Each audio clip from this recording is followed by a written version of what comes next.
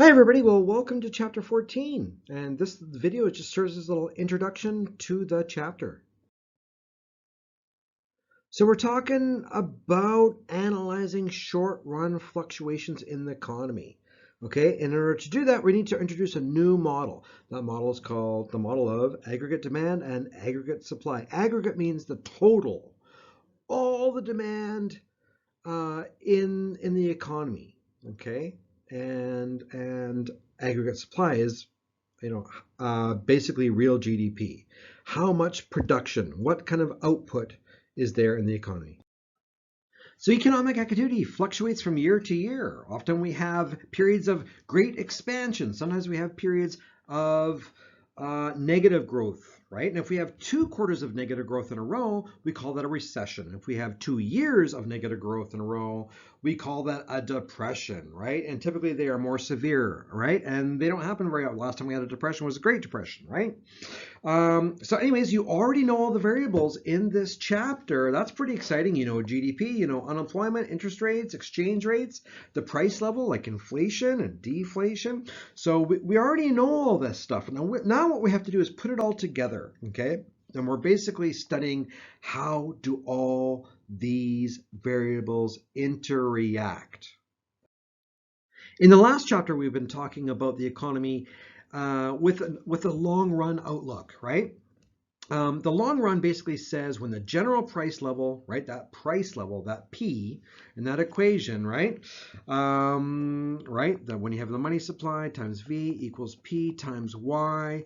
Sorry, it's when this P, when that price level, when your contractual wage rate and total expectations have adjusted fully to the state of the economy, right?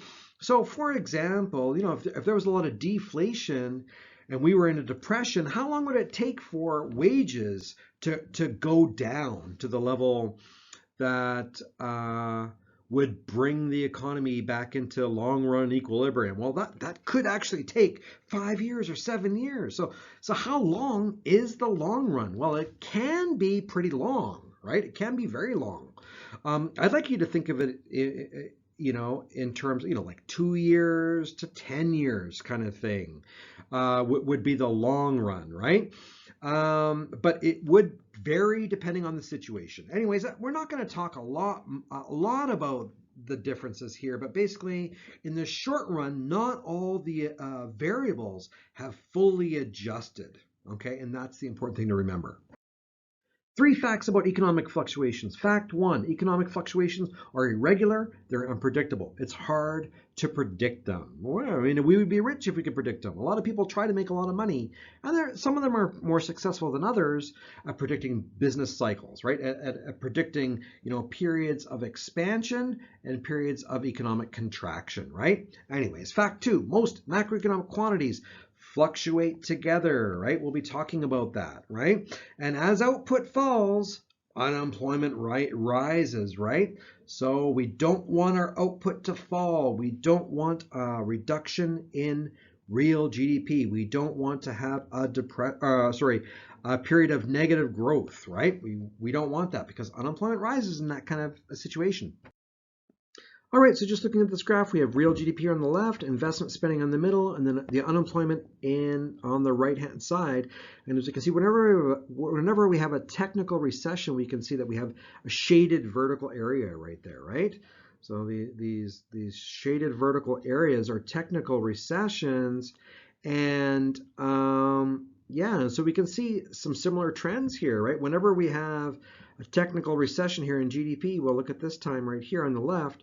What happens to investment spending at that time, right? In the 1990s, that's this point here. Well, we had a decrease in investment spending. As a matter of fact, the decrease in investment spending happened before the recession.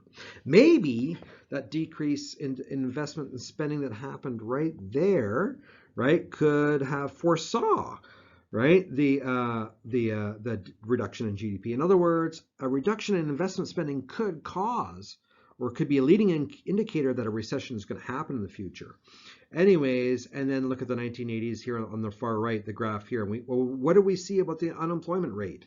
We saw the unemployment rate shoot up, right? So real GDP and investment spending tend to go together, but the unemployment rate tends to go the opposite direction. As GDP reduces, as GDP goes down, unemployment rate goes up.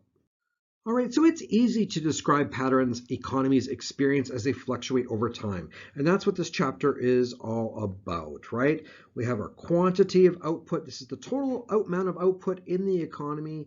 We have the price up here. We have aggregate demand. This is aggregate means total. So the total demand in the economy mixed with the total supply in the economy, and it comes together in an equilibrium here, and you guys get the idea. That's where our price level is, right? And this is how much we're producing. That's our real GDP right there, given how much demand there is in the economy and how much supply there is in the economy, right?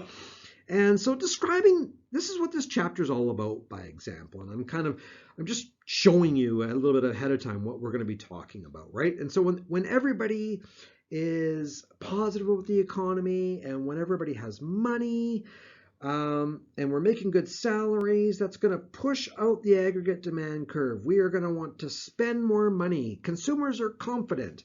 And what's going to happen as a result, right? Our price level is going to go up and our quantity is going to go up as well.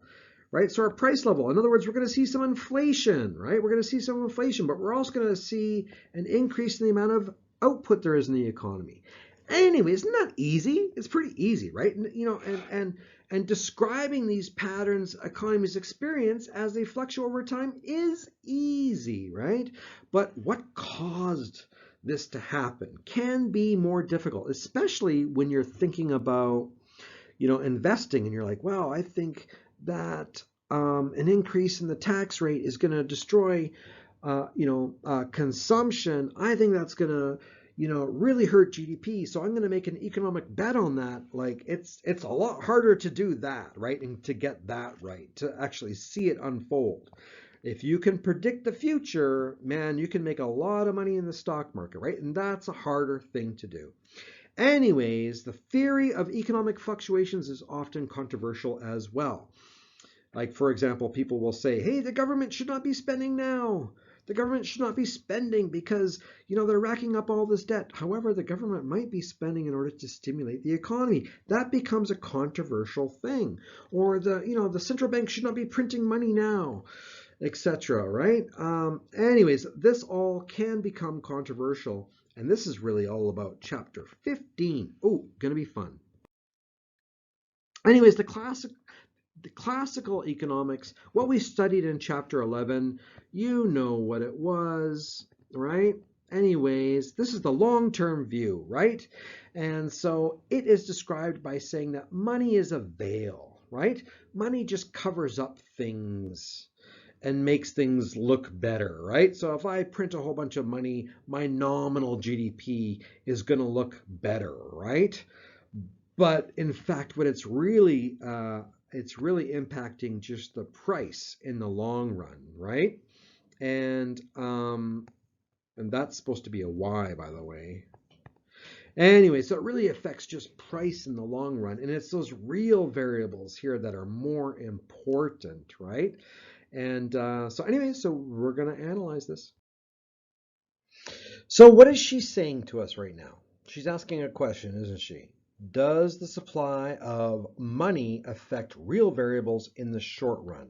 Well, we already know the answer about the long run, right? The supply of money does not affect real variables in the long run, but what about the short run? What about the short run? What do you think?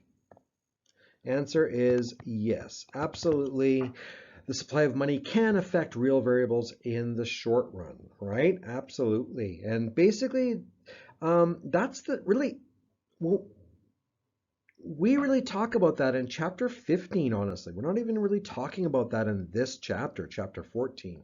But what is chapter 14 all about then? Well, we need to understand how the economy works in the short run. Then after in chapter 15, we can talk about money supply. We can talk about monetary policy. We can talk about fiscal policy and the effect on the economy, right?